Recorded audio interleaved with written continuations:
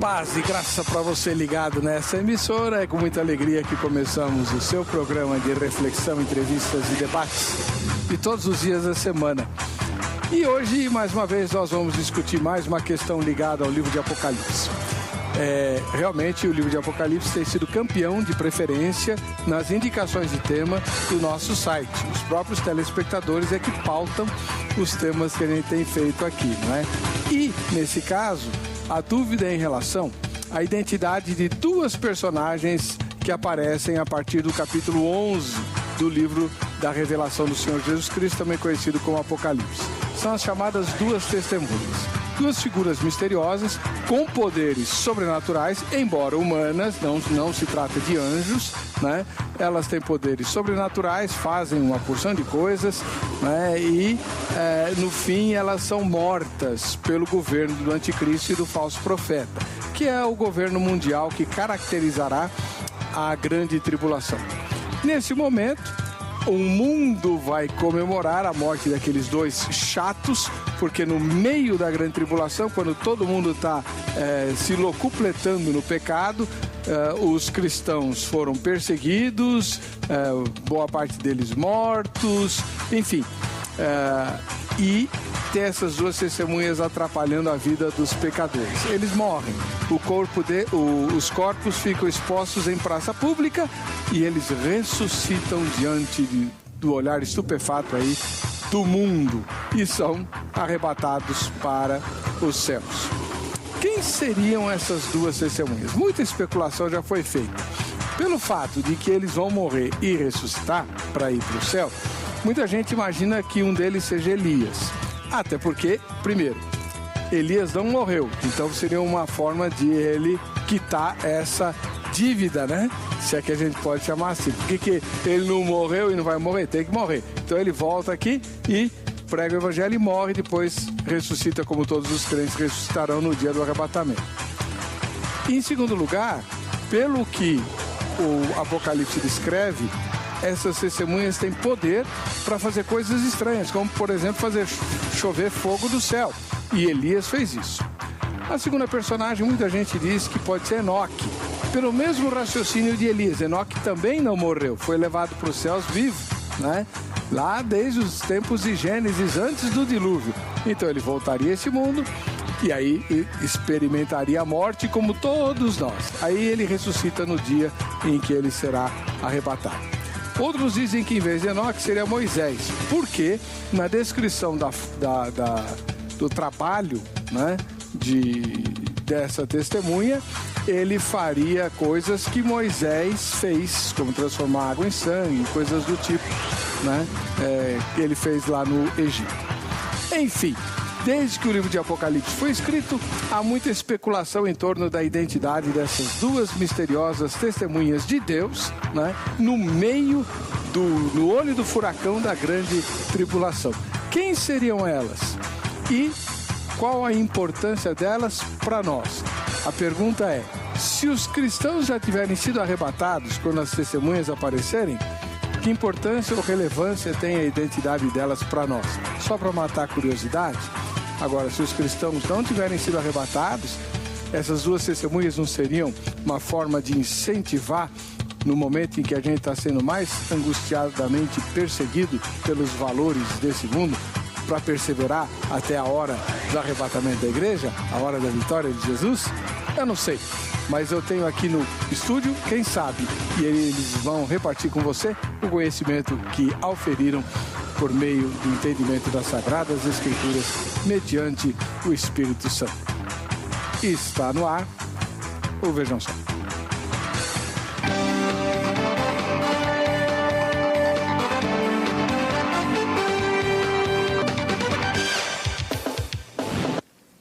Olá, é com alegria que, em nome da Academia Teológica da Graça de Deus, a AGRADE, estamos iniciando mais essa edição do programa Vejam Só. É uma alegria e um privilégio entrar na sua casa todas as noites, né? E participar de um pedacinho aí da sua vida, compartilhando o conhecimento que os convidados Vejam Só trazem para você. E nós gostaríamos muito que você recebesse uma lembrança nossa. Nosso patrocinador é a Grade e nós vamos sortear um brinde dela para você no final do programa. Para você concorrer ao brinde, basta que você entre no site agora, vejamsó.com.br, vote na enquete e você estará habilitado aos prêmios, tá bom? Eu sei que você está curioso para saber quem são as duas testemunhas. Eu não sei quem são as duas testemunhas, mas eu sei quem são os dois que vão falar sobre elas aqui. O primeiro deles veio lá de Bragança Paulista, no interior de São Paulo.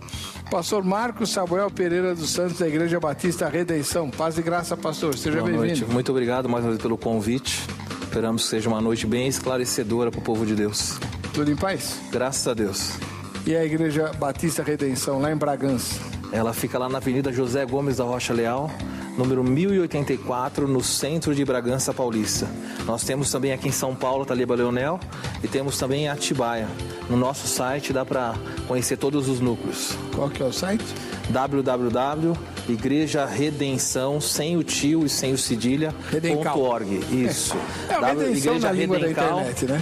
.org.br. Tá ótimo. Muito obrigado, pastor. Seja muito bem-vindo. Obrigado. Ao lado dele, uma figura que você nunca viu aqui no Vejam Só discutindo escatologia. O bispo José Hildo Melo, presidente nacional da Igreja Metodista Livre. Paz e graça, bispo, tudo bem? Paz e graça, tudo bem? É um prazer estar aqui com vocês mais uma vez. Eu soube que o senhor escreveu um livro sobre bruxaria, é verdade? Olha, mais ou menos verdadeiro. Eu escrevi um livro sobre batalha espiritual, né, intitulado... Olha o livro aí. Opa, tá lá. Bonita capa, hein? Principados e Poderes, né? É uma reflexão pastoral sobre batalha espiritual, tem 200 páginas, 20 capítulos e eu convido vocês, dia 22 de maio, agora será o lançamento desse livro, na rua... Posso falar? Pode, deve. Porque eu não sei se eu estou sendo atrevido. Não. A Rua das Rosas 445, ali na Igreja Metodista Livre de Mirandópolis, às 19h30. Que é justamente o endereço que o senhor pastoreia. Onde eu sou pastor. Então, pertinho do metrô Praça da Árvore, Rua das Rosas. Número 445. O senhor vai fazer noite de autógrafo? Noite de autógrafo, tem chama coquetel, né? Mas não tem bebida, só o nome. Se dá. Metodista dando coquetel. A gente bebe refrigerante. E o horário lá? Às 19h30. Mostra o livro de novo. Dia 22 de maio. Cadê o livro? Cadê o livro? É que nós estamos só com a fotografia da capa, ele está saindo do forno, né? Ainda... Não tem como... Travou o computador. Não tem problema. Cadê? É que vocês não sabem fazer a oração certa. Travou um livro sobre principados e poderes, tem que exorcizar o computador aí. Porque essa é uma batalha espiritual. Da série Espiritualidade Cristã, é isso? O senhor já escreveu outros livros? Outros 2, mas esse é o primeiro que eu escrevo sozinho. Ah, maravilha. Parabéns, glorificado seja o nome do Senhor, né? 200 páginas sobre batalha espiritual, um assunto extremamente controvertido. Sim. E que até onde eu sei, a vertente prevalecente nos livros não é muito sadia. A gente procura discutir cada prática polêmica à luz das Escrituras, procuramos ser bem bíblicos e equilibrados, né? Sensatos. Eu acho que o livro está razoável. Amém. Eu tenho certeza que vai ser muito bom. Agora, o assunto de hoje são as duas testemunhas do Apocalipse. A Carla foi investigar o assunto para apresentar para você. Vejam só. As duas testemunhas do fim dos tempos encontram-se no livro do Apocalipse, e sem dúvida nenhuma são personagens extraordinários que despertam curiosidade a respeito de quem elas são. As duas testemunhas do Apocalipse passarão por 3 fases. Primeiro pela pregação e a realização de prodígios. Depois passarão pela morte por parte de quem as perseguem. E por último ressuscitarão em ascensão ao céu.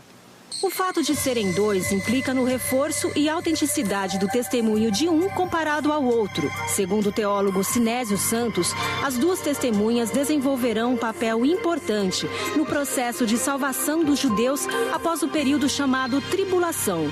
Eles vão dar continuidade à pregação da palavra, à pregação do evangelho. Só que o foco das duas testemunhas, qual que é? É o povo de Israel. Nós estamos vivendo hoje o tempo da graça. Então hoje o evangelho está entre os gentios e o judeu está em segundo plano.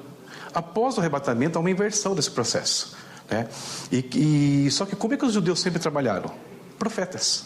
Sempre profetas. Então, o que acontece após o arrebatamento, com o foco voltado ao povo de Israel, Deus levanta então esses dois profetas que vão atuar, né, ali durante o período que está determinado na palavra. Sinésio explica o que induz muitas pessoas a associar as duas testemunhas do Apocalipse a alguns profetas do passado. As características da atuação delas, do ministério delas, associam muito com o ministério do passado. Então, por conta disso, então, surgem algumas especulações sobre quem seria essa ou aquela pessoa. Além disso, tem também algumas pessoas especiais do Velho Testamento, né, por exemplo, Enoque e Elias, que foram arrebatados, né? Então, esses eventos especiais do Velho também remetem o povo a pensar que esses dois lá, que foram tão diferentes, seriam os dois que votariam no fim. Alguns acreditam que as duas testemunhas possam ser Moisés e Elias ou Enoque e Elias. Outros acreditam ainda que o Antigo e o Novo Testamento seriam as testemunhas. Mas neste caso, o teólogo é restritivo. O Apocalipse é muito claro. Quando ele está falando de pessoas, ele fala de pessoa. Quando ele fala de objeto, é de objeto. Quando ele fala de símbolos, são símbolos. E as duas testemunhas aqui são entidades pessoais, personalidade, que falam, que agem, que reagem, tá? Então, não está falando de um objeto, uma aliança, não. Está falando de dois homens, efetivamente dois homens. Como afirma Sinésio, as duas testemunhas serão dois homens, dois profetas. E o Vejam Só de hoje pergunta, quem...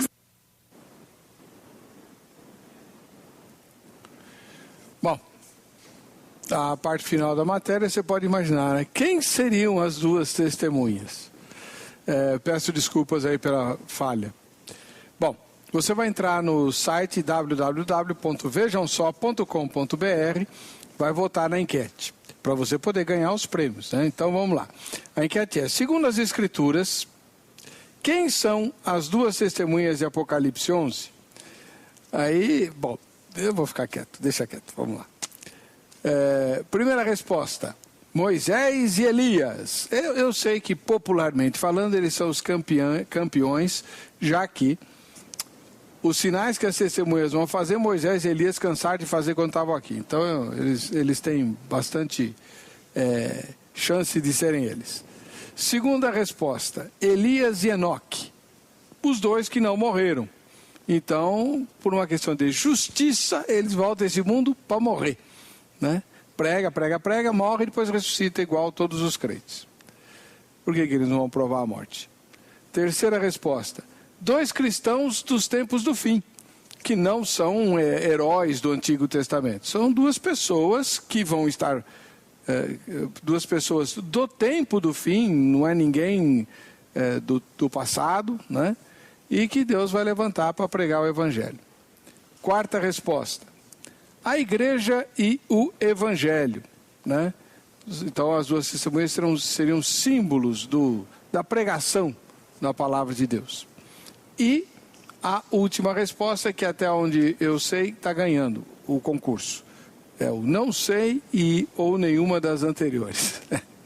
Porque...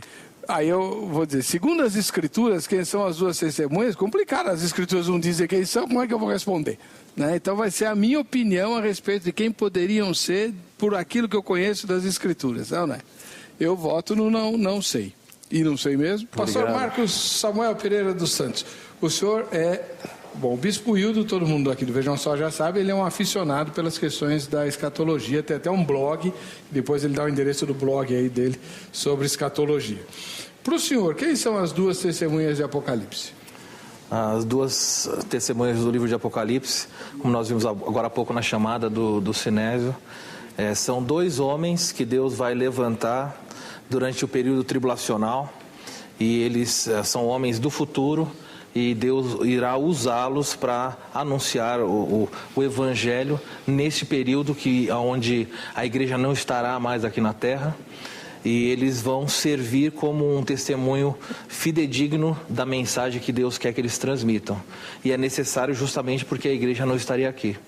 Embora o livro de Apocalipse mexa com muito simbolismo, nem tudo no livro de Apocalipse é simbólico. Certo. Dá para entendermos tranquilamente a maneira de como lidar com o texto. Nós já vimos um pouco atrás na chamada que há maneiras de abordar esse texto.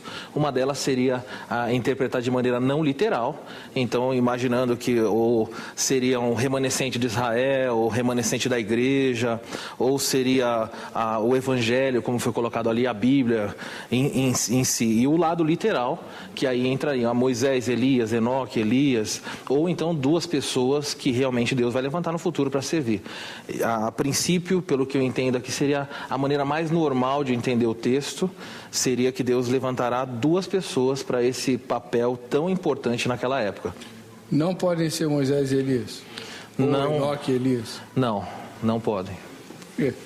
No caso de Moisés... O senhor tem contra Enoque e Elias? Hebreus capítulo 11, no versículo 5, diz que Deus tirou Enoque da terra.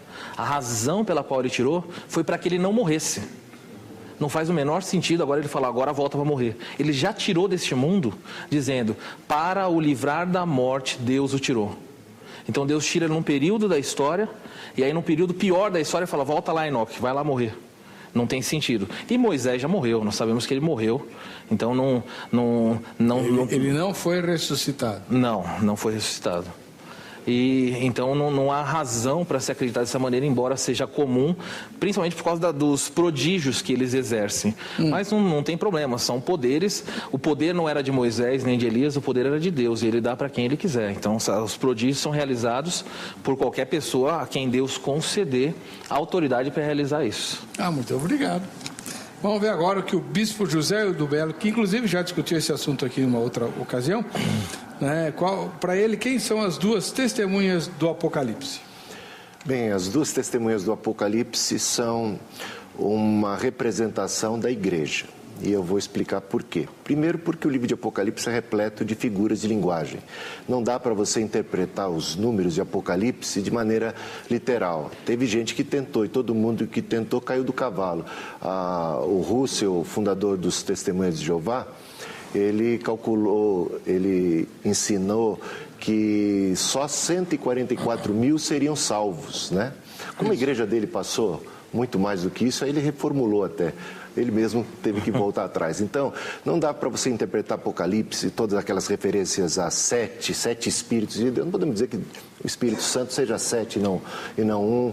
A 666 precisa ser calculado, 24 anciãos precisa ser compreendido. É um simbolismo claro, né, do povo de Deus, tanto do Antigo como do Novo Testamento. 12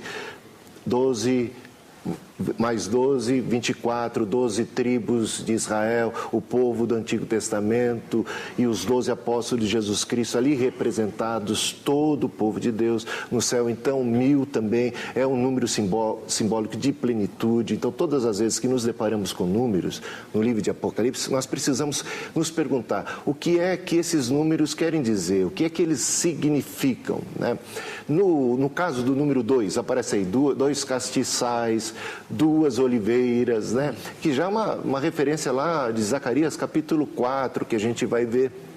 E até se pergunta quem são as 2 oliveiras. Já se fala das 2 oliveiras ali em Zacarias capítulo 2, como uma clara referência a Zorobabel, Josué, né? Bom, e também a gente vai ver o número 2 aparecendo na Bíblia de maneira assim recorrente. Já começa porque Deus cria 2 homens, né? Um homem e uma mulher, né? Não 2 homens. 2 pessoas. Hoje é complicado a gente falar 2 homens. Tem que explicar. Ele criou 2 seres humanos, né?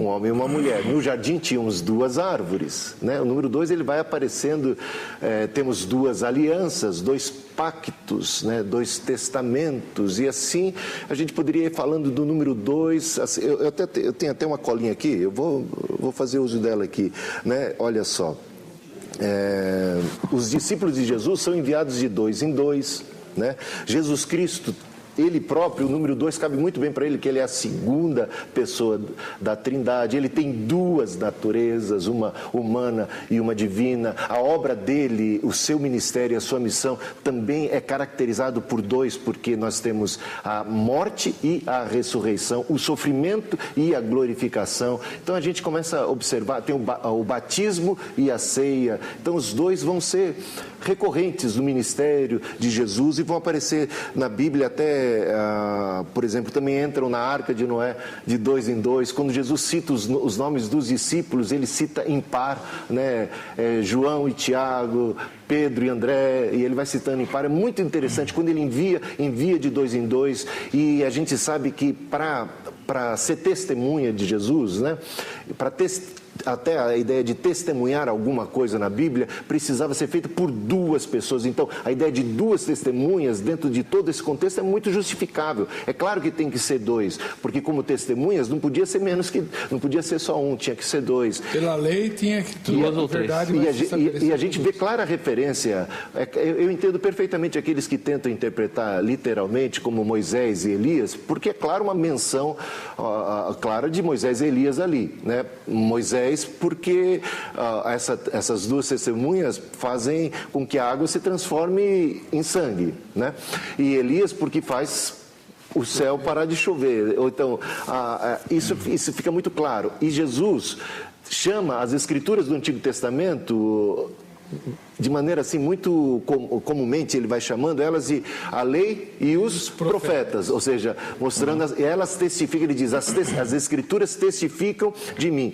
E quando a gente vê no Monte da Transfiguração, aparecem exatamente Moisés e Elias como duas testemunhas ali de Cristo. É claro que tudo isso leva a gente a pensar então que Moisés e Elias viriam como pessoas literais, né? Mas Jesus Cristo claramente disse que Elias já tinha vindo. Ele disse, Elias já veio. Então nós não temos, e ele fez uma menção de que se tratava de João Batista. Nós não temos por que esperar que Elias venha novamente para cumprir-se a profecia de Malaquias e outras tantas. Elias já veio na pessoa de João Batista, não encarnado, mas cumprimento profético, digamos assim. E Jesus Cristo vai dizer para os seus discípulos, vocês são as minhas testemunhas, eis que vos dou poder, recebereis poder ao descer sobre vós o Espírito Santo e ser-me-eis testemunhas. E os envia de 2 em 2. Isso é um símbolo muito claro da igreja. E eu vejo aqui a igreja representada no capítulo 11 de Apocalipse, de uma maneira assim figurada. Você vai ver ela claramente representada no capítulo 13 de Apocalipse, quando se fala de uma grande multidão de mártires cristãos que estão sendo mortos pela besta. A besta vai matar as duas testemunhas e a besta vai matar os cristãos ali no capítulo 13. Então, só que antes dela poder fazer qualquer dano contra as testemunhas, repare bem que as testemunhas são bem-sucedidas no cumprimento de sua missão. Cristo nos deu uma missão. Nós somos suas testemunhas aqui na terra. E nós temos o poder, da boca dessas testemunhas sai fogo. E nós vemos ali em Jeremias, como Deus falou assim, eu vou converter a palavra da tua boca em fogo, que vai consumir os outros. A palavra que a gente tem é uma palavra muito poderosa, a palavra do Evangelho. Nós somos, como diz o apóstolo Paulo, como o bom perfume de Cristo. Esse perfume é de vida e salvação para uns e de morte e condenação para outros, como diz o apóstolo Paulo. Portanto, essas duas testemunhas, elas são um símbolo de tudo que a igreja representa hoje, como testemunha de Cristo, no poder e na autoridade do Espírito Santo. Então nós não temos que ficar de braços cruzados esperando que Deus envie duas testemunhas no futuro. Quando Deus já nos enviou como testemunhas aqui na terra, devemos cumprir cabalmente a nossa missão. E só a igreja, as portas do inferno não prevalecerão contra a igreja, e somente quando a igreja cumprir a sua missão é que teremos, digamos assim, o fim, né? O fim só vem depois que a igreja cumpre a sua missão. Interessante, né, nessa proposta é que dificilmente ela se enquadraria nisso daqui. Ela até dá para as pessoas fazerem esse desdobramento aí, mas não se encaixaria aqui, porque o texto não está lidando. O problema do texto aqui não é se é 2, a simbologia do 2. O fato é que o texto diz que elas vão morrer, vai ter cadáver, não dá para matar o evangelho. Não dá para expor. Mas o texto fala que... de cristãos, né? Não, sim. Aqui fala assim cristãos. Que as duas testemunhas vão ser mortas. E o corpo, o cadáver dela vai ficar exposto. Eu não posso fazer isso, por exemplo, com a lei e os profetas. Eu não tenho como fazer isso. Fala que vai ressuscitar. Não dá para ressuscitar a palavra. Não tem como ir nessa direção. Aí feriria demais aqui, toda a linguagem aqui não se harmoniza com a proposta. Tem uma proposta. Como a gente está chegando ao final do primeiro bloco, vamos deixar essas questões para o próximo bloco. Quero só ver como é que o Bispo Hildo sai dessa. Tá bom. Né? Como é que pode. E antes de terminar o primeiro bloco, deixa eu ler aqui uma mensagem e tem um recado para você também. Marco Antônio Nascimento Salles, de Nova Iguaçu, no Rio de Janeiro. Segundo o Meno Kalischer, Dr. Meno Kalischer, as duas testemunhas são Moisés e Elias, pois eles são a referência maior do Taná, que é o Antigo Testamento, pois encarnam a lei e os profetas, e são homologados no Novo Testamento mediante as seguintes passagens. Lucas 16, 29 e Mateus 17, 3. Somando-se a isso, o ilustre erudito disse que em Jerusalém, nos dias de hoje, o judeu praticante sempre usa a expressão só se Moisés e Elias me falarem. Ou seja, eles falarão à população de Jerusalém e do mundo que Jesus Cristo é o Senhor. Próximo bloco a gente vai ver porque que nenhum dos meus dois convidados concorda com o Marco Antônio. Vocês vão ter que se explicar aqui.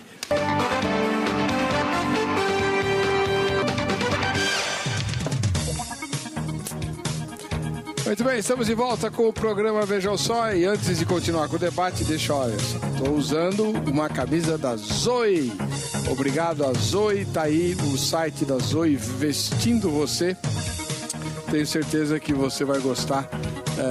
Realmente a camisa é muito boa, gostosa, bonita, estilosa. Dá para usar com gravata, sem gravata, né? Tanto social quanto esporte, a mesma camisa, realmente é uma sacada muito boa da Zoe. E ainda tem mais uma vantagem, ela é muito fácil de passar, né? Então é realmente uma bênção. Obrigado aí pro pessoal da Zoe. O programa Vejam Só, ele é oferecido pela Agrade, Academia Teológica da Graça de Deus, que é quem vai sortear a camiseta para você no final dessa edição do programa. Tá aí a camiseta, tá vendo? Se você quiser ser aluno da Agrade, durante o horário comercial de segunda a sexta-feira, você deve ligar aí para o telefone que está aparecendo. 0 Operadora 11 3115 0819, mas só funciona no horário comercial. Ou então você entra no site agrade.com.br, que funciona o tempo todo.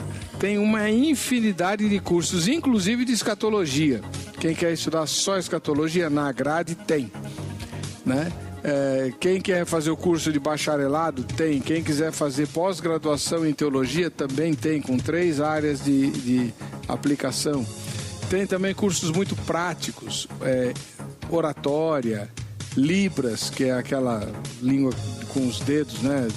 São língua brasileira de sinais. Olha, tem curso de música, de inglês, espanhol, tudo voltado para a obra de Deus, tudo usando a Bíblia. Então, é mais fácil você falar com a Carla pelo telefone ou entrar no site para você ter as informações mais completas a respeito da Academia Teológica da Graça de Deus, a Agrade. Tá bom? Muito bem. Agora vamos lá. O bispo José Hildo Melo defendeu uma ideia no bloco anterior de que as duas testemunhas de Apocalipse não são 2 seres humanos, mas representam a presença da igreja na grande tribulação, pregando o evangelho e sendo martirizada por causa disso. Não é isso, bispo? A igreja. A igreja não apenas a grande tribulação, mas em todo o período da era da igreja. O pastor Marcos Samuel diz que não pode ser a representação da igreja, até porque a igreja terá sido arrebatada. Exatamente. Mas isso aparece no Apocalipse? Quando nós olhamos, o livro de Apocalipse deve ser entendido da seguinte forma: apesar de todo o simbolismo, nós não podemos inventar a maneira como ele foi dividido. Se olharmos em Apocalipse capítulo 1, verso 19, Jesus especificamente diz para João como o livro deve ser entendido na sua divisão. Escreva as coisas que vistes, Isso, a referência à visão que ele tem de Jesus, aquela visão toda peculiar do capítulo 1, a visão do candeeiro, a visão de Jesus no meio das igrejas segurando 7 estrelas. Então ele fala, escreva isso. Depois, segunda divisão do livro, escreva as coisas que são. Aí imediatamente João começa do capítulo 2 e vai até o final do capítulo 3, lidando com a igreja. Igreja de Éfeso, igreja de Esmirna, Filadélfia, Pérgamo, Tiatira, Sardes e Laodiceia. Então, quando ele vai lidar com todas essas igrejas, ele mostra que agora escreva as coisas que são, as igrejas, que estão na época de João. E depois, escreva as coisas que hão de acontecer depois dessas, quando passa a época da igreja. O interessante é que o capítulo 4 começa com exatamente isso. Depois destas coisas, que coisas? Do capítulo 2 e 3, as igrejas. Aliás, vale a pena observar que a palavra igreja, eclesia, não aparece depois do capítulo 3, ela não aparece entre o capítulo 3 até o final do 18, ela vai aparecer só no 19.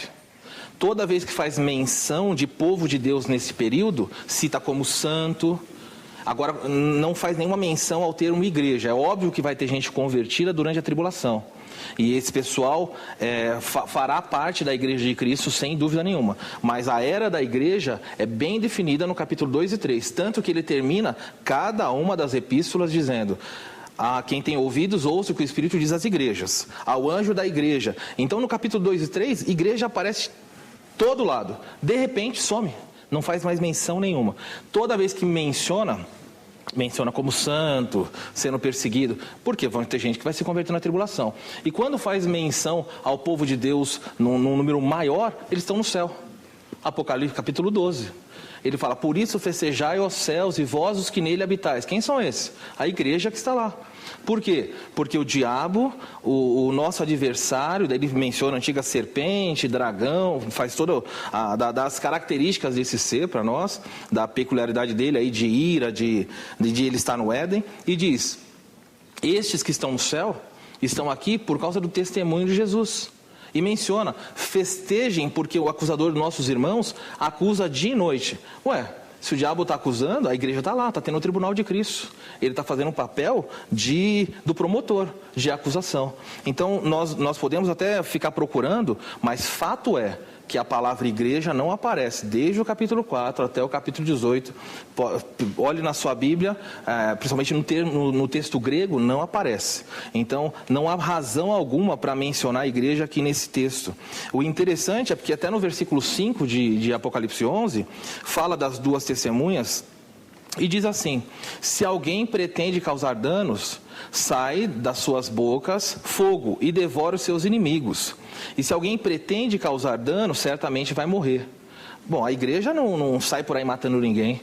O evangelho, se fosse o anúncio do evangelho, não vai sair por aí o evangelho, a pessoa quer me fazer mal e eu vou falar do evangelho, ela vai morrer. É o contrário, é alguém que está sendo protegido com um poder tal que se alguém tenta matar essas pessoas, juízo vem sobre essas pessoas. Bispo José Hildo Belo, duas questões aí tão grandes, o senhor pode organizar como o senhor preferir. Uma delas é a questão da igreja ser arrebatada antes desses eventos onde aparecem as testemunhas ou não, e a outra é o fato de que, se as duas testemunhas representam a igreja, como é que a gente entende os detalhes da descrição dessas testemunhas como pessoas? A primeira coisa que a gente tem que observar é que o livro de Apocalipse foi escrito para a igreja. Claramente é dito isso. Então a igreja está como alvo da atenção do livro de Apocalipse do primeiro capítulo ao último capítulo. Então não há como negar que as referências a santos sejam referências claras e evidentes à igreja de Jesus Cristo. E a igreja, ela passa pela grande tribulação.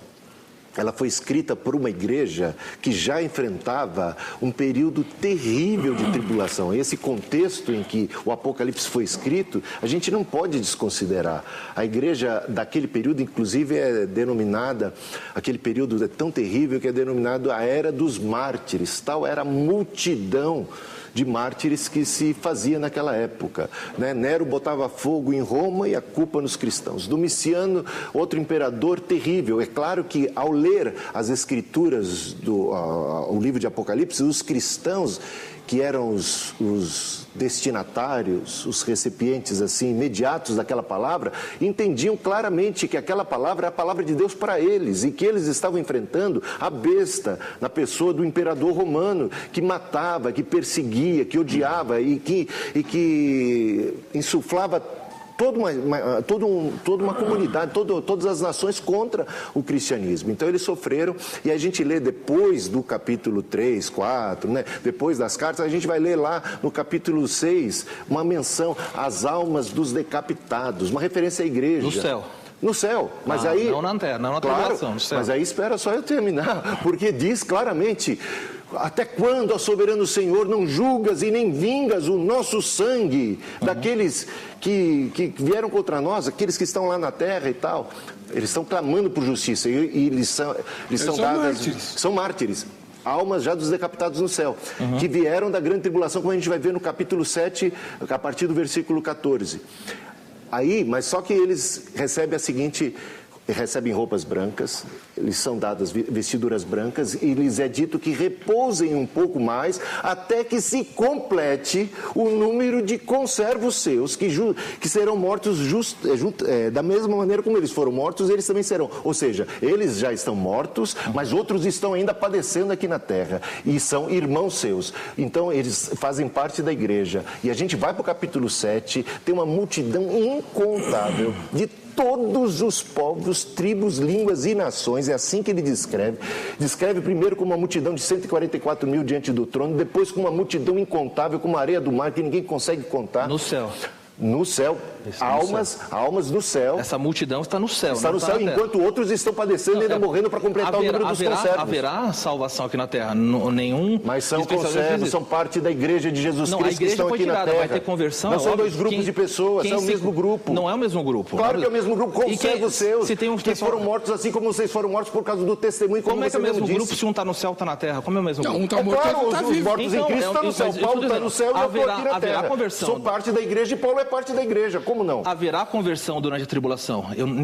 Ninguém nega isso. Agora, isso não significa que a plenitude da igreja esteja aqui. Nunca é negado pelas Escrituras. A plenitude da igreja não. A plenitude da igreja é composta pelos mortos em Cristo que estão no céu, juntamente com aqueles. É a igreja triunfante e a igreja militante. Se esses milhões estão no céu, esses milhões estão no céu, é óbvio que a igreja foi tirada da terra, está lá. Não é óbvio isso. Como não? Existe esse óbvio só. Espera um pouquinho até que os seus conservos cheguem. Se vier o contrário. Sejam mortos assim como vocês foram. Ou seja, a matança não terminou. E eles já foram mortos e a matança continua. Não terminou. E são de multidões, de todos os povos, tribos, línguas e nações. E é dito, perguntado, quem são esses? E de onde vieram? A multidão que está no céu, dos mortos. De onde vieram? Eles já estão mortos. E de onde eles vieram? Da grande tribulação. Eles vieram da grande tribulação. Aquelas almas já fazem parte dos que morreram e que são da grande tribulação. Então, o senhor está dizendo tudo isso para mostrar que a igreja vai enfrentar um pedaço da tribulação, no mínimo. No mínimo, ela enfrenta, ela encara. Aliás, ela encara o anticristo. Ao texto, Apocalipse, só para poder responder. Apocalipse 3 mostra a igreja fora da terra. O 3, versículo 10, diz assim: porque guardastes a palavra da minha perseverança. Isso aqui é o próprio Jesus falando para a igreja. Sim. Eu te guardarei, não é na hora, é da hora da provação, que há de vir sobre o mundo inteiro, para experimentar quem? A igreja? Não. Para experimentar os que habitam a terra. Eu te guardarei da hora da provação que há de vir sobre o mundo inteiro. Ou isso daqui é verdade, ou então o Senhor Jesus tinha dito para nós assim: eu vou guardar vocês na hora da provação. Isso é uma coisa. É igual alguém falar: eu vou guardar você no incêndio, então eu te coloco num quartinho e te preservo lá dentro. Agora, se alguém falar: eu vou livrar você do incêndio, é outra coisa. Pastor, isso é dito abertamente para a igreja. E por que isso não valeu para o primeiro século? Por que não? Como não valeu o primeiro Não século? valeu. Milhares de mártires morreram e Jesus não libertou nenhum deles. No primeiro século da igreja, não era a hora da aprovação que veio provar toda a terra. Não era. Não era. Eles foram livres. O pessoal que morreu no primeiro século não foi livre do tempo da tribulação? Eles morreram, eles foram martirizados, foram queimados. E não estão livres dessa aprovação que virá sobre a terra? Mas foram livres daquela? Não é daquela. Aqui está falando da livração que vem sobre o mundo inteiro. Aquilo lá era local. Era sobre o mundo, era um local, mundo conhecido. De maneira nenhuma. Os cristãos onde estavam, de maneira nenhuma. Aqui ele está falando de uma aprovação, ele está falando de uma aprovação sem igual. Então, agora deixa eu vou levar a igreja deste tempo de provação que nunca houve na terra. Tá, deixa eu explicar isso. Já que nós estamos mudando um pouquinho o tema, deixa eu fazer só uma pergunta para a gente fechar essa questão do arrebatamento aí, que é o que nós estamos discutindo, né? Que hora que dá o arrebatamento? Que hora que a igreja sai daqui? Mas o senhor tem que responder ainda. Eu tenho um montão de coisa para responder. O senhor tem que responder aquele negócio das duas pessoas representando a igreja. Pastor Marcos Samuel, eu já fui dispensacionalista e dos bons, né? Então eu sei que esse versículo é usado para mostrar que a igreja será arrebatada antes do início da tribulação. Só que os mesmos dispensacionalistas que usam esse texto e que me ensinaram isso, disseram o seguinte: os primeiros 3 anos e meio da tribulação vão ser de uma maravilha nesse mundo. O anticristo e o falso profeta vão resolver todos os problemas da humanidade. Vão pôr paz no Oriente Médio, vão selar paz entre árabes e judeus. Isso ensinaram errado. Não. A palavra da vida ensina errado? Como? A palavra da vida ensina errado? Eu não estou falando, eu estou falando da Bíblia. A Bíblia diz o seguinte. Pois é, mas disseram isso. Aí o senhor está dizendo assim: eu vou te livrar da tribulação que há de vir sobre o mundo todo, mas a tribulação que há de vir sobre o mundo todo é na segunda metade. E todo dispensacionalista diz que a igreja sobe antes do anticristo aparecer. É verdade, a igreja sobe, não é antes do anticristo aparecer, a igreja sobe antes do tratado de paz ser firmado pelo anticristo. Isso não tem garantia nas escrituras. Como não? Não tem. Isso é questão de opinião do sistema dispensacionalista, assim como os amilenistas têm um sistema que interpreta o reinado milenar de Jesus. Nós lidamos com posição. Então, exatamente. Se não há essa posição aqui no garante, não há a posição de que a igreja passa. Então ninguém pode vir aqui afirmar e falar que a igreja vai passar. Mas claro que é a posição que ela passe. Claro que não. Temos uma multidão incontável que morreu na grande... Mas que vai ter crente na tribulação, vai ter, mas vai isso que passa. Vai ter, mas se a multidão está lá, se a multidão está lá, toda a multidão está do céu, não é de Marte. Mas claro que é dito que é Marte. Agora você acha que é literal só quando te convém? Não, senhor. É dito que são mártires procedentes da grande tribulação. Não, senhor. Haverá gente aqui na Terra reclamando que foi decapitada. Sim, essa pessoa, nem todo mundo que está lá no céu foi decapitado. Todo esse cenário que está no céu... Mas essas são as almas dos decapitados. São as almas dos mártires. É assim que é denominado. Tanto no capítulo 20 como aí no capítulo 7. Mas aí eu queria responder sobre a questão... Não, primeiro ele levantou uma questão dizendo que Apocalipse 3:10, né? Se não me engano é isso? 3:10. 3:10 está ensinando o arrebatamento secreto da igreja, ou um livramento que Deus vai tirar. Isso é o que está escrito. Mas só que no original, a palavra é tereuek. E é exatamente a mesma palavra, a mesma expressão que Jesus Cristo usa na sua oração sacerdotal, quando ele diz assim: eu não peço que os tires do mundo, mas que os guarde, que os livre do mal. Jesus está exatamente usando a mesma expressão que o pastor Marcos diz que só pode significar arrebatamento, exatamente num contexto em que ele ora e diz: não peço que os tires do mundo, mas que os livre do mal. Qual é a palavra? Tereuek, guardar do mal. E a gente lembra que Deus é poderoso para nos proteger dentro do conflito. Mas aqui não é isso que está dizendo. É calma, da hora, e não na hora. Você não vai deixar eu explicar mesmo, né? Não tá toda hora você está me interrompendo, Marcos. Aí eu acho que eu tenho que ter um tempinho para poder... O texto diz outra coisa. Salvar dentro é uma coisa, então ele salvar na hora. Mas é a mesma expressão que você está usando, é tereuek, é a mesma expressão. Desculpe, quando Jesus fala assim, olha, peço que não os tire do mundo, é óbvio que ele está falando assim, mas que o livre do mal, nós vamos inventar provações. Mas aqui, essa aprovação aqui, não é a qual Jesus está fazendo na oração sacerdotal. Ele está falando assim, virá uma aprovação que o motivo da aprovação é para provar todos os habitantes dessa terra. Não, mas eu não estou questionando isso. Vocês não vão chegar num acordo. Eu sei, mas eu tenho que explicar o negócio. Mas já explicou. Não, mas eu acho que não.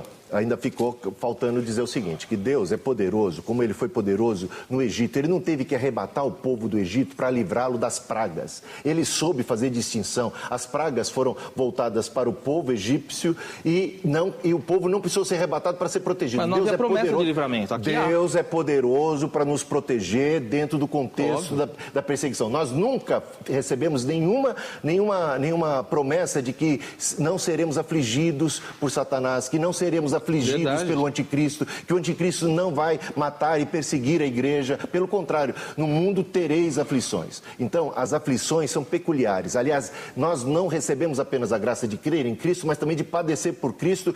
E ao sermos chamados, fomos chamados para carregarmos a cruz e não devemos fugir dela. Tá bom. Toma sua água, que o rapaz quase se matou para dar água para o senhor, enquanto eu leio o e-mail aqui, porque o senhor ainda está devendo a resposta das duas testemunhas. Exatamente. Lá. Que é o tema de hoje. Mas antes, deixa eu perguntar só para o pastor Marcos, por que não pode ser aqui, ó, eu achei interessante essa mensagem do Marco Antônio, lá do Rio, em que ele diz assim, que são Moisés e Elias, porque os judeus de hoje, né, o judeu praticante sempre usa a expressão lá em Jerusalém, só se Moisés e Elias me falarem.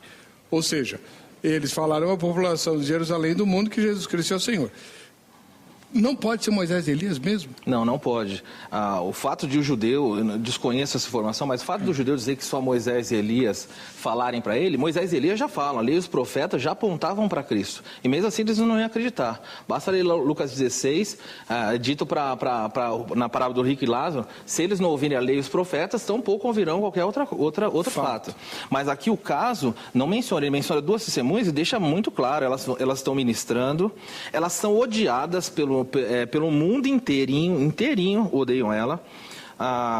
O anticristo, que aqui na verdade é colocado como besta, ele não faz nada contra elas até que termine o tempo determinado para elas. Por quê? Porque a besta conhece muito bem a Escritura e sabe, eu não tenho autoridade até que eles terminem esse trabalho. Eles são vidas humanas porque são mortos. O texto fala que cadáver fica exposto. O texto até diz assim, os cadáveres das duas testemunhas ficam por 3 dias e meio e não permitem que sejam sepultados. Não tem como, eu teria que dar muito pulo para chegar em qualquer outra conclusão que não seja um corpo humano. Fala de cadáver, fala de praça, corpo exposto, gente celebrando, fala de ressurreição. Eu disse que a igreja... Não só duas, é a representação. É um símbolo da igreja. É um símbolo da igreja. Igrejas são compostas por pessoas. Eu não penso que a igreja seja templo. Mas aliás, onde... Explica para nós, bispo, agora.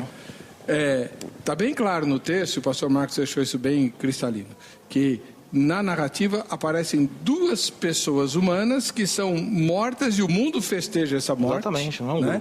E o cadáver deles vira um troféu, tanto que não pode ser sepultado. Como é que o senhor vê a igreja testemunhando, representada nessas 2 pessoas, com esses detalhes? Olha, isso a gente já poderia ver no primeiro século. As pessoas que estavam lendo aquelas páginas do Apocalipse podiam identificar a sua própria situação como cristãos, sendo mortos, por exemplo, nas arenas, nos coliseus. É como um verdadeiro espetáculo quando o público aplaudia, dava gargalhada, cristãos eram devorados por bestas feras e tudo mais. A questão da ressurreição, é por isso que a gente interpreta de maneira simbólica tudo. O 2 é simbólico de toda a comunidade de crentes, né? A questão dos 3 anos e meio. Elas testemunham, esses 3 anos e meio, 3 anos e meio de testemunho, que coincide exatamente com os 3 anos e meio de testemunho de Cristo, do ministério de Jesus Cristo. 3 anos, Jesus. 3 anos e meio, bom, isso aí é a controvérsia, mas tudo bem. Lucas 1. Isso aí, se você quiser ir... Se você quiser, depois a gente pode discutir isso agora. Okay. Mas 3 anos e meio de testemunho de ministério de Jesus Cristo coincide com esses 3 anos e meio do ministério dele aqui na terra. Então, e aponta, assim como eu fui enviado pelo Pai, eu vos envio também. Então, assim como Cristo teve tempo para dar o seu testemunho, a igreja tem recebido tempo para dar o seu testemunho. Para Cristo, ele completou a sua carreira em 3 anos e meio. Paulo também completou a sua carreira em uma outra determinada tempo, né? Mas ele vai dizer assim, eu completei a carreira. E a igreja vai completar a sua carreira, porque lá no céu a gente já está vendo a igreja bem-sucedida, com salvos de todos os povos, tribos, línguas e nações. Portanto, a igreja, essas 2 testemunhas ali representando a igreja, ela tem tempo para cumprir a sua missão. Depois disto, ela também é morta, ela é martirizada. No decorrer de todo o período, ela é martirizada. Toda igreja é martirizada Toda no ela, todo. vai ter... Não, mas você gosta de interpretar muito literal. Eu interpreto que a igreja... Não, eu não literal, é só dois. É que você que está falando que é toda a igreja. Nós somos igreja, mártires. Todo mundo. Nós, a igreja... e ser-me-eis mártires, se você quiser saber, é o texto que diz lá no grego. Então, todos nós, num certo sentido, temos a nossa cruz e somos mártires. Nos foi dada a graça de não apenas crer, também de padecer. Então, nesse sentido, toda igreja participa dos sofrimentos de Cristo. Toda igreja também carrega a sua cruz, completa aquilo que resta dos sofrimentos de Cristo. Eu só queria concluir, porque, olha, Marcos, é difícil debater com você. Eu tenho debatido com diversas... Eu vou dizer uma coisa. Eu tenho debatido com diversas pessoas, com respeito. Ele conclui, depois você fala. Eu falo e você fala depois na sua vez. Eu não tenho te interrompido, você não devia estar me interrompendo toda hora, eu já reclamei disso. Não fuja do texto. Eu não tô... Como é que eu estou fugindo do texto? O texto fala de cadáver na praça de Jerusalém, o senhor está falando do mundo inteiro. Mas você interpreta literal, eu interpreto figurado. Está escrito. Você quer que eu interprete do seu jeito, aí tá bom pra você? É do jeito Se eu interpretar do seu jeito, tá bom, aí você vai ficar satisfeito. Aí você não me interrompe mais. Não, é impressionante isso. João escreveu.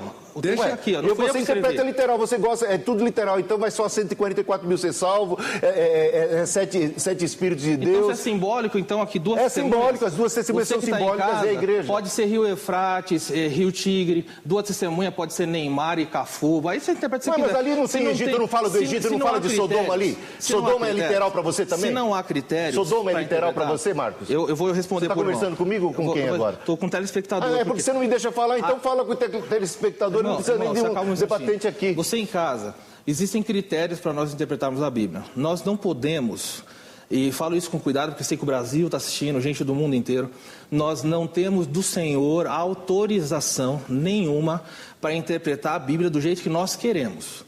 Isso não é dado para nós. Quando uma coisa não é literal... é um sistema humano, sim, eu estou falando... Não caiu do céu. Não, eu estou falando de hermenêutica aqui no caso. Mas qual é a sua hermenêutica? Não é dispensacionalista? Fala, pastor. A minha hermenêutica aqui é a hermenêutica da seguinte forma. Você interprete literal aquilo que... ao interpretar de maneira literal, seria uma coisa irracional, uma coisa impossível de acontecer. Qual é a impossibilidade, a dificuldade do texto de Deus levantar dois homens que vão anunciar o evangelho e vão realizar prodígios? Já aconteceu na história. Agora eu não posso vir para cá e falar assim, olha, cadáver não é cadáver, praça da cidade não é cidade... Mas o bispo não disse nada disso, Marcos. Você ou não entende ou não quer entender. Essa é a dificuldade sua. Tá. Não, de maneira nenhuma. Primeiro, a única coisa é que ele não está reduzindo a dois. A igreja toda, claro, e já expliquei por quê. Só que fala de morte, tem que morrer todo mundo. Agora posso falar? Pode. Posso falar então? Eu agora vou te dizer. Conclui o pensamento. Começa essa passagem dizendo que dos dois candelabros, das duas oliveiras, clara referência à igreja. A igreja no livro de Apocalipse, no capítulo 1, é chamada de candelabros. Os 7 candelabros quem são? A igreja. Está lá no capítulo 1. Gente, então é literal isso. É literal? Você quer interpretar literal? Então você vai ter que reconhecer que os candelabros são referências à igreja. Então a igreja está ali representada. As duas testemunhas, quem são as testemunhas de Cristo? A igreja. Ser-me-eis testemunhas. Então somos enviados de 2 em 2. O número 2 não é um número que tem a ver com testemunho? Tem a ver com testemunho. E eu nunca disse que não vai haver cadáver. Há cadáver de cristãos espalhados pela história inteira. Agora, a ressurreição também, nós esperamos. 3 dias Jesus esperou para ressuscitar. Nós vamos esperar para a nossa ressurreição. Os cadáveres ficam expostos, ficam enterrados, ficam como se fossem derrotados. Cristo ficou como um derrotado na cruz, mas ao 3º dia ressurgiu. E assim nós, como Cristo, ressurgiremos. Assim nós interpretamos esse texto. Se você quer interpretar de uma outra forma, pelo menos respeita que eu tenho o direito de interpretar de uma outra forma. Certo. Não pensa que é só o seu jeito de pensar que está certo e você... Entendi. Mas veja, se for exposto, não pode ser enterrado. Enterrado não é exposto. Você vai no cemitério... Jesus foi exposto, não foi? Quando estava morto? Só. Eu respeitei o senhor, agora deixa eu falar. O exposto, o texto aqui fala para nós o seguinte... Bom, você não me respeitou. O cadáver será exposto na cidade onde o Senhor foi crucificado. Você em casa sabe muito bem onde o Senhor foi crucificado. Eu não posso falar que isso aqui representa a igreja, que tem cadáver exposto. Não, aqui são 2 pessoas, o corpo vai ficar exposto na praça. E Sodoma aí? Não faz menção de Sodoma? É literal? Não. Então tá bom. Então você está começando a interpretar que nem eu. Sodoma eu acabei é um de símbolo. dizer que quando não faz sentido você interpretar de maneira literal, quando ele fala aqui, sai fogo da sua boca. É óbvio que, senão o texto está falando de um dragão, ele abrir a boca e sai fogo. E no Apocalipse o dragão é o diabo. Exatamente. Então é óbvio que você olha para isso aqui, Deus nos fez imagem e semelhança de Deus, seres inteligentes. Gostei agora. É óbvio que é figurado. É óbvio que é figurado. Candelabro também é uma figura. Figura também. Oliveira também. Porém, o fato de ser figurado não significa que toda a passagem é figurada. 2 homens, qual é o problema de ser 2 homens? A questão é a seguinte, eles não vão chegar num acordo nunca, porque cada um deles representa um sistema de interpretação. E você aí de casa está vendo que os sistemas são falhos. Nenhum sistema fecha na questão da escatologia. Por quê? Ninguém pode chegar aqui e dizer assim, esta interpretação a respeito da identidade das 2 testemunhas é a única possível. Tanto é que a gente tem uma variedade de possibilidades, né? Na escatologia nós temos essa abertura que o Espírito Santo deixou. Por isso nós temos, por exemplo, só em relação à posição do milênio nós temos 3 possibilidades. Em relação ao arrebatamento da igreja nós temos também 3 possibilidades, né? Ou até 4. 4 qual? Tem a pré, mid, pós e a parcial. Parcial? Parcial. Alguns acreditam que durante o período tradicional, de acordo com a santidade das pessoas, o grupo vai embora. Essa é a pentecostal. Então, se você não vigiar, você fica. 4. Vai com cuidado. Enfim, existem várias possibilidades. O que é importante você conhecer bem o texto bíblico, saber qual o sistema que você prefere, sem abrir mão ou sem ignorar que existam outras aberturas. Eu vou chamar o intervalo com uma advertência. Vocês vão brigar no próximo bloco. E a segunda advertência para você, telespectador. Os intérpretes da Bíblia, na época que Jesus nasceu, estavam tão fechados no jeito deles interpretarem como seria o Messias, que o Messias veio e eles não enxergaram. Porque não estava igual o que eles estavam esperando. Podemos correr o mesmo risco no futuro. Por isso é importante conhecer todas as possibilidades. Não foi literal, né? O quê? A vinda foi literal. Não, claro que foi. Conforme a interpretação deles, que era literalista. Não foi do jeito que eles queriam. Isso aí. Vamos pro intervalo e dar uma coça nos dois aqui, depois a gente volta.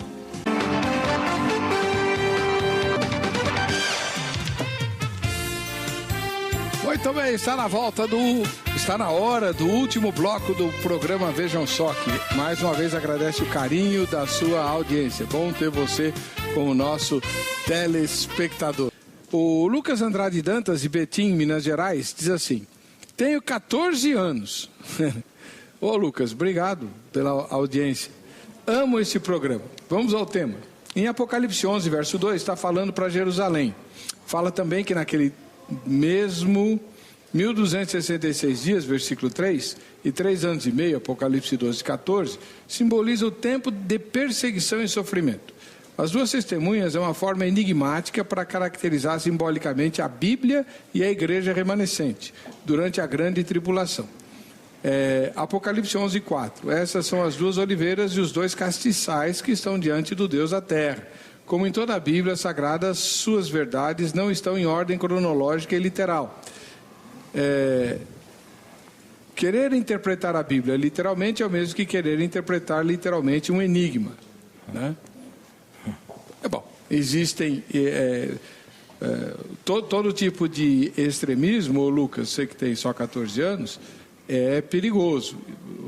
Você não pode, por exemplo, quando Jesus fala assim, eu sou a porta, evidentemente que não é literal, porque Jesus não é porta, nem surdo como uma porta, nem teimoso como uma porta que não sai do lugar, nada disso. É um símbolo de que ele é a passagem, né? Agora, dizer, por exemplo, que como a Bíblia diz, que o nascimento de Jesus foi virginal, que Jesus nasceu de uma mulher que não tinha conhecido o marido, não é simbólico, né? Embora os liberais digam isso, é por causa da pureza, não, Jesus nasceu de uma mulher que não tinha tido relações sexuais antes, né?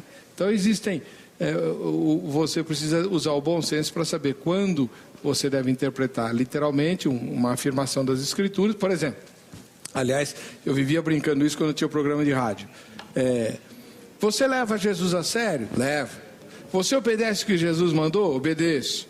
Ah, é? Então me diz, quantos caolhos e manetas existem na sua igreja? Aí, não, nenhum, pastor? Pô, então vocês são todos desobedientes, que Jesus falou que quando a tua mão tropeçar, você corta a mão, e quando o teu olho te fizer tropeçar, você arranca o olho, né? Nunca ninguém tropeçou na sua igreja? Mas não é literal. Lógico que não é literal. Claro que não é literal. Embora, né, o pai da interpretação alegórica tenha levado esse texto ao pé da letra. Sabia dessa? Quem? Agora fugiu o nome. Alguns puritanos também. Ele se emasculou. Já eu lembro o nome dele. Que começou a interpretação alegórica lá na escola de Alexandria. Esse mesmo. Sim. Sandro Silva, da capital paulista. Elias e Enoque. Em Malaquias 3, verso 1, está se referindo a João Batista. No capítulo 4, verso 5, se refere ao profeta Elias. Essa última referência, repetida pelo Senhor em Mateus 17, 11, Atos 1, 6 e 3, 21, é indiretamente mencionado. Essas duas testemunhas surgirão durante o pacto de paz que o anticristo fará com Israel. Por isso, são testemunhas locais. Sua mensagem terá alcance mundial depois de 220 dias, quando se dará o advento secreto, que é o arrebatamento da igreja, durante os primeiros 3 anos e meio, 42 meses ou 1.260 dias. A paz, amados. Você vai vendo que vai variando aqui. Marco Antônio Machado, da capital paulista. Em minha opinião, as duas testemunhas são Elias e Enoque. Falei? Aparece todo mundo aqui. Apesar da referência sobre as pragas no verso 6. Não creio que Moisés seja uma dessas testemunhas, porque ele já morreu. Enoque e Elias, entretanto, segundo o texto sagrado, foram as únicas pessoas do Antigo Testamento que não conheceram a morte. Se entendermos que eles foram arrebatados e ficarão no céu para sempre, então o texto de 1 Coríntios 15, 20, onde lemos que Cristo é a primícia dos que dormem, perde um pouco do seu sentido. Não. Se Cristo é a primícia dos que dormem e duas pessoas não dormiram, não morreram... É a primícia de primeiro a ressuscitar com o corpo ressurreto. Só isso. Só isso. Nada mais. Não anula nada não, mano. Temos que lembrar que existirão... Vai existir cristãos no dia da segunda vinda de Cristo que jamais experimentaram a morte, né? E Paulo fala, né? Nós, os que estivermos vivos, vamos ser arrebatados e tal. Igual Enoque e Elias. E Cristo continua sendo primícia para todo mundo.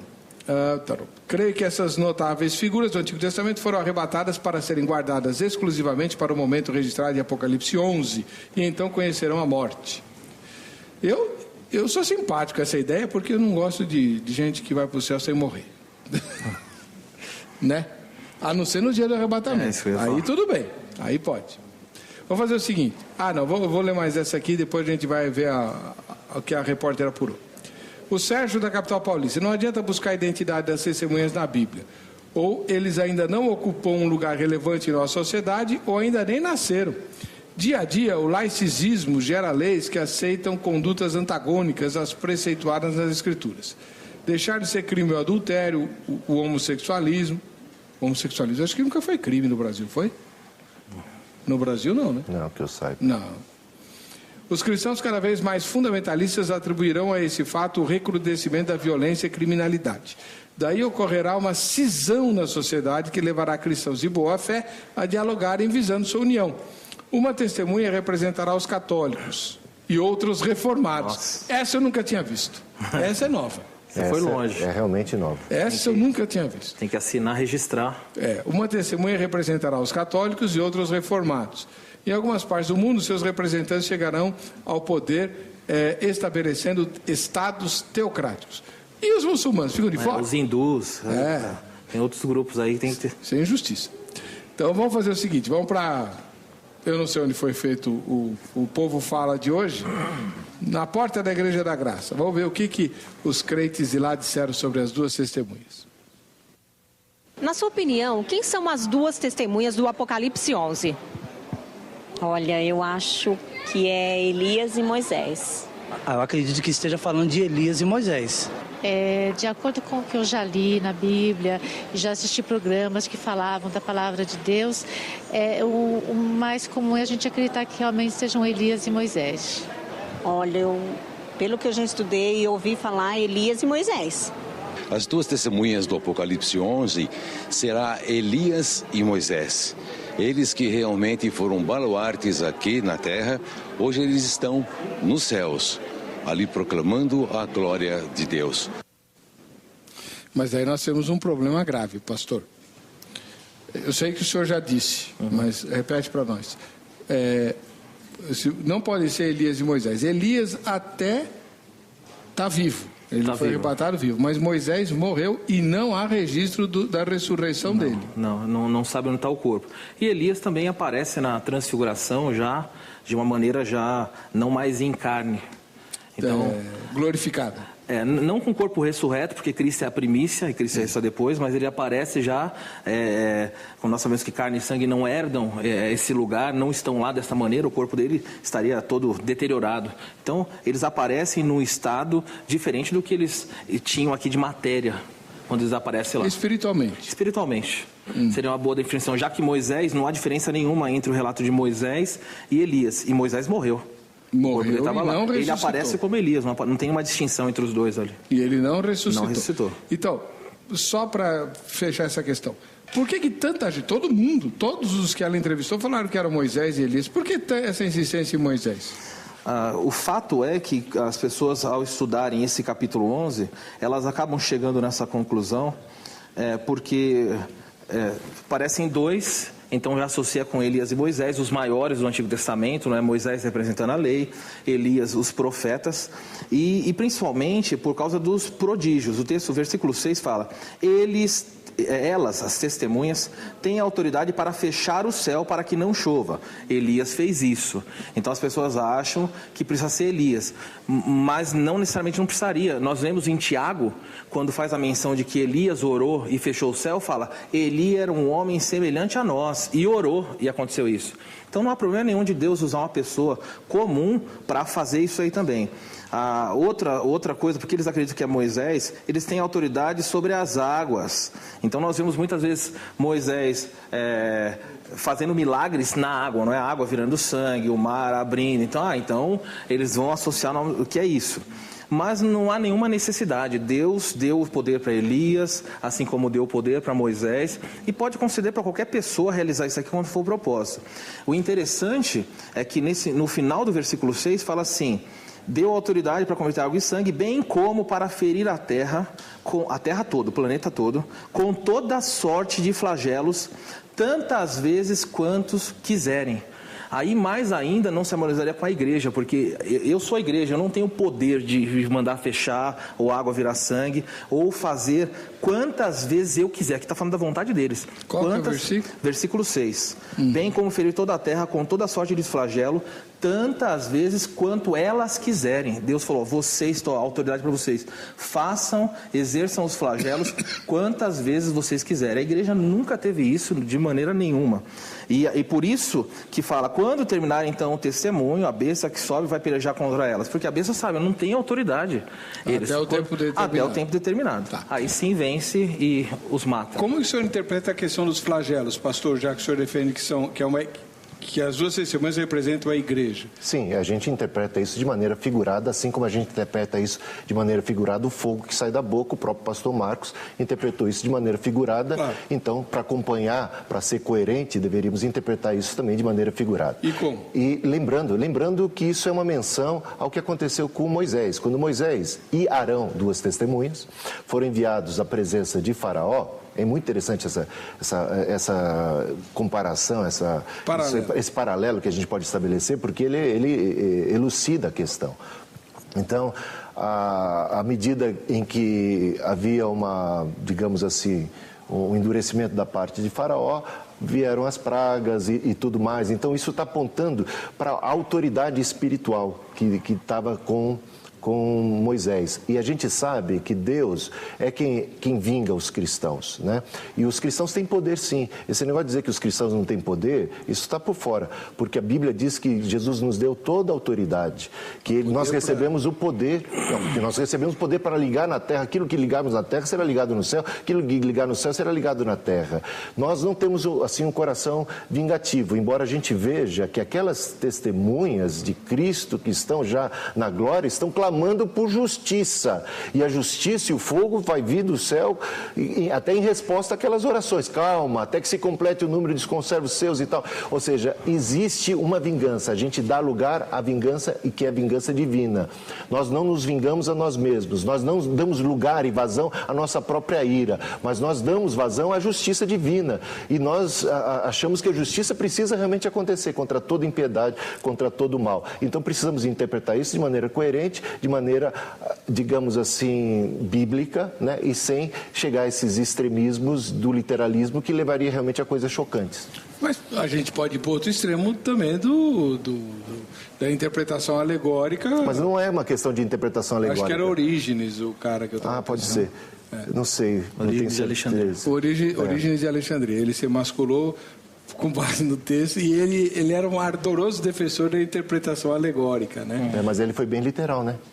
Nesse caso. Você veja que incoerente. Não, então, somos incoerentes. O ser humano Deixa uma coisa me chamou a atenção no texto, é que o versículo 5 diz assim: se alguém pretende causar dano a essas duas testemunhas, sai fogo das suas bocas, nós já falamos de um pronunciamento de juízo, até pelas autoridade que eles têm, e devora os inimigos. Sim, se alguém pretende causar-lhes dano, certamente deve morrer. Isso não tem como se aplicar à igreja, porque hoje a igreja é perseguida em vários lugares do mundo, e o texto fala que certamente de morte sobre essas pessoas. E está cheio de gente que maltrata a igreja, persegue a igreja e está numa boa, está passeando de iate, está curtindo a vida tranquilamente. Mas neste caso aqui fala não. Se alguém intentar o mal, morre. Você interpreta isso literalmente. É o que está escrito. Mas só que você disse há pouco tempo atrás, nesse mesmo programa, que o fogo que sai da boca para consumir os inimigos não podia ser interpretado literalmente. Exatamente, porque eu Agora falei que você está mudando de ideia? Não, de maneira nenhuma. Eu disse que Deus nos fez dotados de uma inteligência quando nós lemos um texto. Quando é que nós devemos fugir da literalidade de acordo com as regras de hermenêutica? Quando a interpretação literal é uma coisa irracional. Sim, mas o pastor Marcos, o bispo, está dizendo o seguinte: quem intentar mal contra as testemunhas, sejam elas quem forem, vai se dar mal imediatamente. E não é o que acontece. Não é o... Sim, mas eu não interpreto isso de maneira literal. O pastor Marcos interpreta isso de maneira literal. Não entendi. Mas, então, como é... Explica para nós, pela linguagem figurada, o que representa esse mal que as pessoas que perseguirem a igreja vão sofrer. Olha, os juízos de Deus que estão ali descritos no próprio livro de Apocalipse. Não, existem juízos preliminares, existem juízo final. E nesses juízos preliminares, a gente vê que a própria besta, dragão, todo mundo vai receber a sua punição no devido tempo. Né? E a gente tem que entender isso. Sede vós pacientes, né? Porque a vinda do Senhor está próxima. Então o juízo vai vir, sem nenhuma exceção. Agora, existem juízos preliminares, assim como aconteceu na época de Faraó, com o Egito, há juízos preliminares. Nós não poderíamos pensar da seguinte forma: esse texto, vou embarcar na sua interpretação. Vamos imaginar que o texto esteja falando realmente da igreja, mas não da igreja ao longo da história, como o amilenismo propõe. Eu sei que o senhor é pós-milenista. Né? Amilenista. Amilenista. Eu nunca sei. Não, mas é que o pós-milenismo e o amilenismo é muito parecido, né? Então, se você for um milenista otimista, você pode dizer que é um pós-milenista mais realista. Então, tá bom. Enfim, mas a gente poderia dizer que o texto está apontando o seguinte: olha, quando chegar o tempo do fim, as coisas vão ficar feias, para um lado e para o outro. Tanto o mal vai recrudescer de uma maneira muito pior, como nunca antes houve, Jesus deixa isso claro em Mateus 24, quanto a proteção e a ação de Deus contra aqueles que se insurgem contra a igreja também será mais aguda. Até como sinal de misericórdia de Deus para com o mundo. Porque cada medida, quando você vai ler no Apocalipse, você vai vendo as medidas daqueles juízos pesados que vêm, eles não vêm total. O juízo final só vai acontecer no último dia. Eles vêm 1/3, mas ainda sobrou 2/3. Ou 2/3, ainda sobra uma parte. E isso é por misericórdia dos que Deus ainda deseja salvar, dos que Deus deseja abraçar. O juízo vai vindo de maneira paulatina e gradativa por misericórdia divina. Até para que mais pessoas possam abrir os olhos enquanto é tempo e possam abraçar a fé. E ver que aquilo que acontece na história normal não é mais normal. Há um recrudescimento grave, tanto dos problemas cósmicos, ecológicos, quanto da maldade do homem, quanto da ação de Deus também. É interessante aqui no texto, fala sobre a morte de quem tenta mal deles, é uma coisa imediata. Imediato. É imediato. É juízo. É um juízo, mas imediato. E o versículo 10 também chama atenção porque fala: e os que habitam sobre a terra se alegram por causa deles, da morte deles, né? E darão festas, enviarão presentes, porquanto os 2 profetas atormentaram a terra. A igreja não faz isso, a igreja não atormenta a terra. Mas é dita... não, esse tormento aqui... Mas você já leu o livro de Atos? Sim, eu estou pregando o livro de Atos no capítulo 20. Então você devia saber do que está falando. Não, a igreja não foi enviada. Aqueles que transtornaram o mundo chegaram até nós, é isso que dizem. Mas transtornaram o quê? De ensino errado. Aqui nós estamos falando de... Ensino errado? A igreja com ensino errado? Não, transtornaram porque as pessoas falaram assim, eles estão ensinando uma coisa que nós não cremos. Isso. É isso. Eles estavam acusando os apóstolos de falar, eles estão transtornando o mundo, porque eles estão ensinando algo contrário à nossa lei, ao nosso costume. Esse é o transtorno que eles traziam. Mas era um transtorno? A igreja estava fazendo mal para eles? Claro que não. O que Jesus disse? A igreja estava levando bênçãos para eles. Mas o que Jesus disse que a igreja padeceria? Vocês serão odiados de todas as nações por causa do meu nome.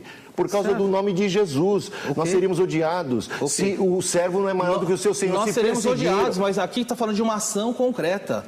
Aqui, eu ser odiado... Ser odiado não é uma ação concreta?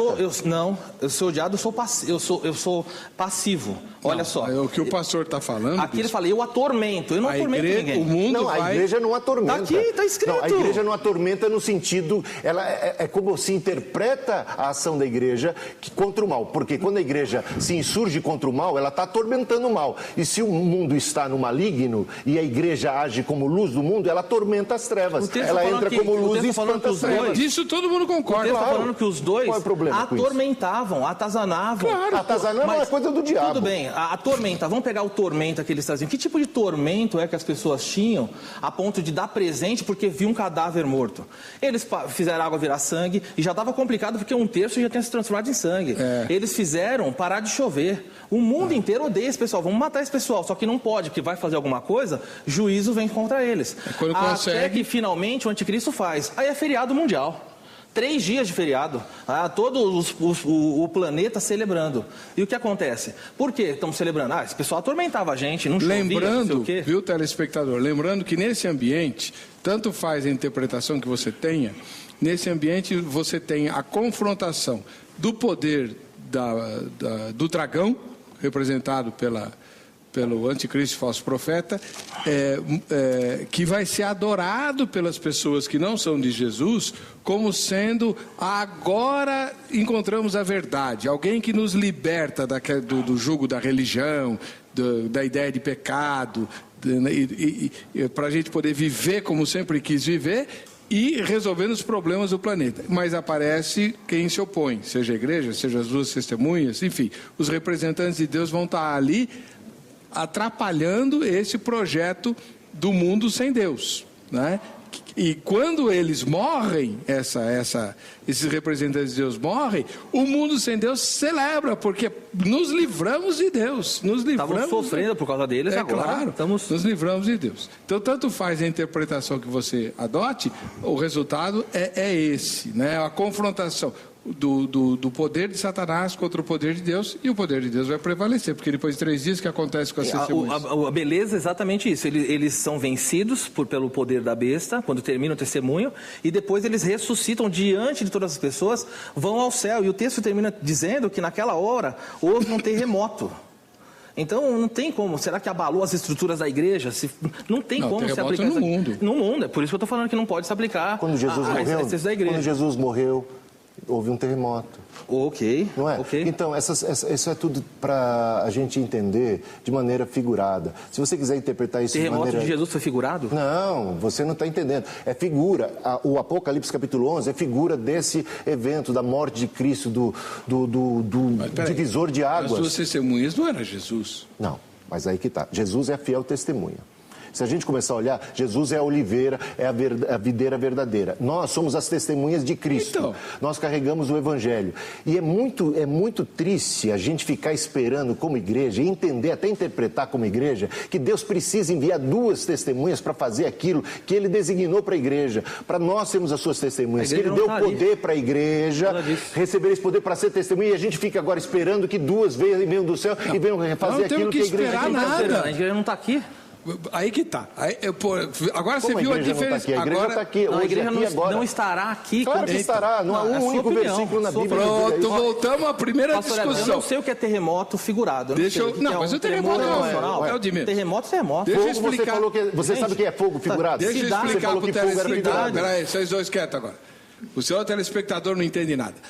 Agora você vai entender a diferença dos sistemas. Num sistema representado pelo pastor Marcos, a igreja é arrebatada antes da grande tribulação. Então precisamos, sim, de alguém, seja lá quem for, representando o poder de Deus aqui no mundo, sem Deus, porque a igreja subiu.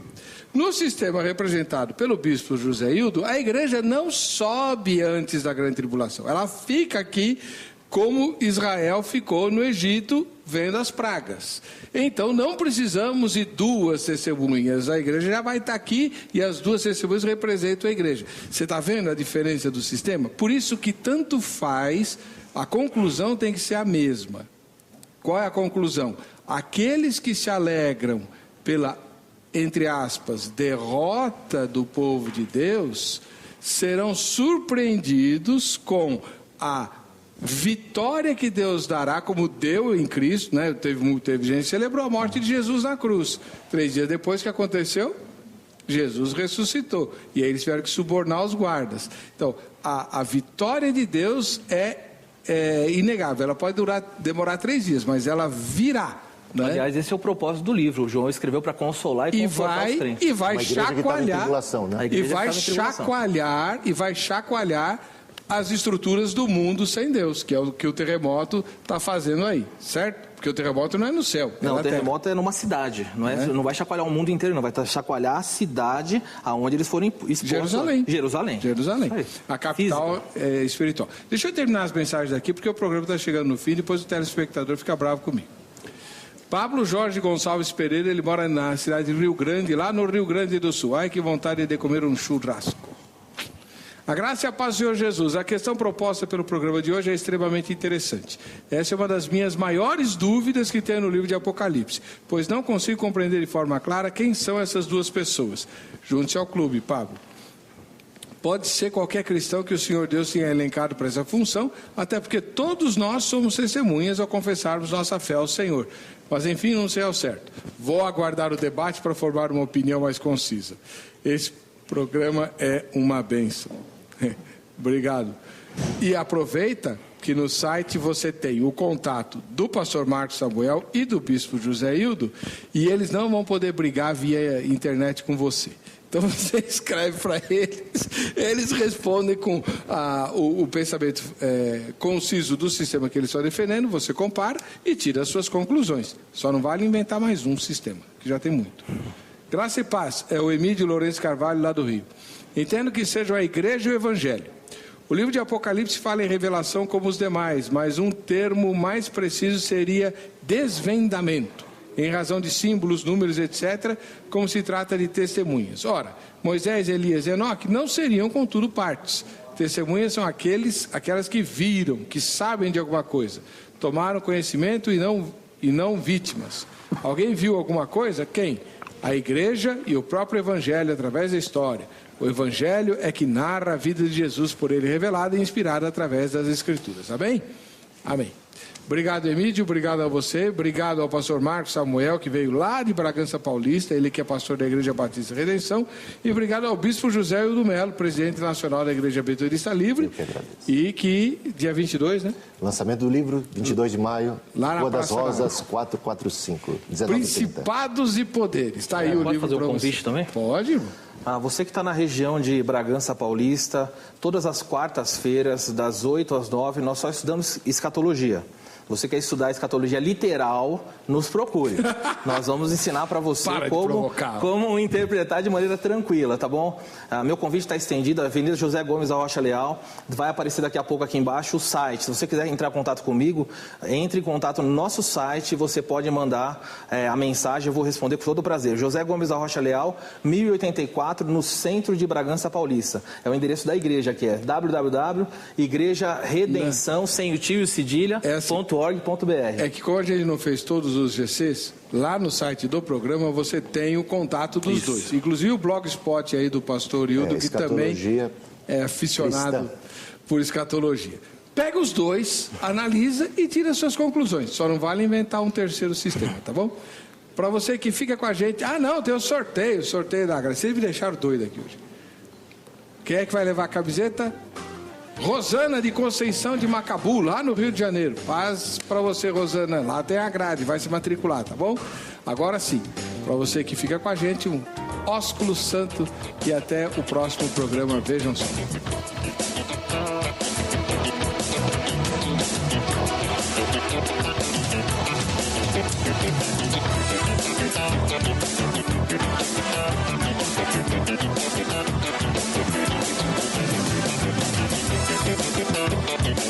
Thank you.